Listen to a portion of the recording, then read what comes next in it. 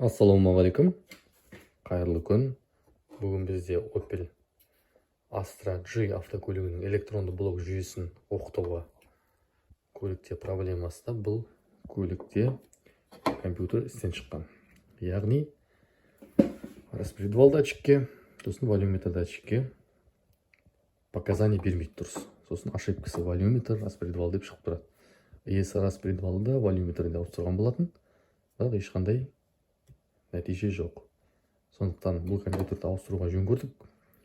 Себебі бұл компьютерді ашып ремонтқа келген кішкене қиындау болады. Іші керамикалық плата болғасын, алюминиевый пайка қолданылады, бірақ ол ұзаққа өтпейді. Сондықтан ең тынышы орнына мына блоктан мына блокқа құйып жіберген жақсы. Арнайы бір программатормен қолданатын боламыз. Оны жұмыс барысында көрсететін боламын. Ендеше қазір қосып көшетін боламыз. Жаңа компьютерімді тыққан болатын сымдарын. Бұл өзінің компьютері, бұл жаңа алған компьютер. Соны мынаның ішіндегі миын барлығын көшіру керек. Қазір осыны оқып жатырмыз.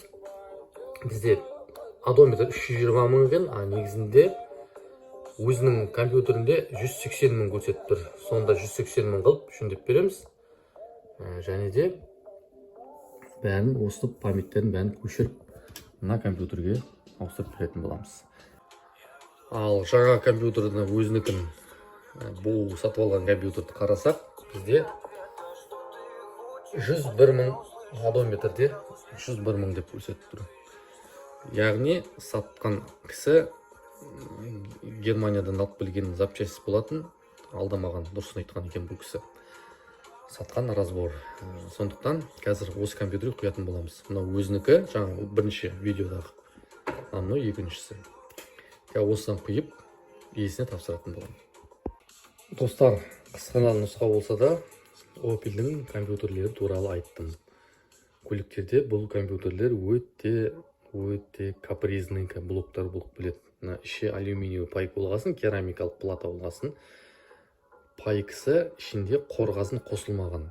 Сондықтан қорғасын қосылмаған пайка ол машина енді тұрғатын зат емес қой, мүлік емес қой, жүрген мүлік. Дрожжение болады, секрет ойықтан өтеді. Сондықтан ішінде сымдар шығып кетеді. Ішіндегі пайкасы міне дәл осындай болып, іші компаунд деген болады, желе. Сондай компаундтың ішінде тұрады. Сондықтан валюметр, распредвал, немесе коленвал, немесе адсорбер, тағы да бір-екі қыртшық EGR клапандар істемей жатса, мына компьютердің ішіндегі осындай сымдардың біреуі үзіліп кетеді. Бұлар герметичный болғасын, компаунд құйылғасын ашпаған жөн. Аштың 1-2 ай ремонт 1-2 айға кетеді. Асып кетсе 6 ай, 1 жыл, одан кейін тағы бұрынғы қалпына тағы түседі. Сондықтан жасататыныңыз келсе, дұрыстап істеткіңіз келсе, компьютер алған ең тынышы, басыңды ауыртпай оқытып жібересің, проблеманы ұмытасың. Осылай міне түсіндірген болатынмын. Абайлаңдар жолда. Баршаңызға рахмет, сәттілік. Просмотр өте азайып кеткен. Кішкене лайк басып, комментарий жазып, кішкене топқа шығарайық ағайындар видеоны.